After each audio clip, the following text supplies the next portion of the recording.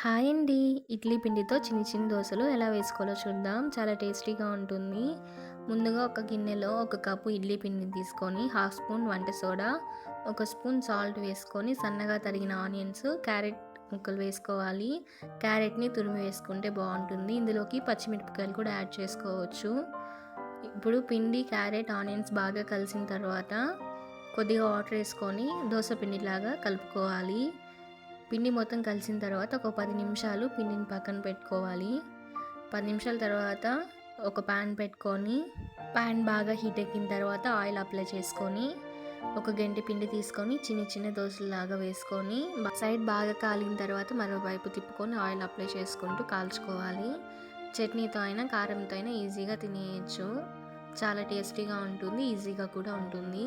Please మన ఛానల్ని subscribe చేసి, లైక్ చేసి సపోర్ట్ చేయండి.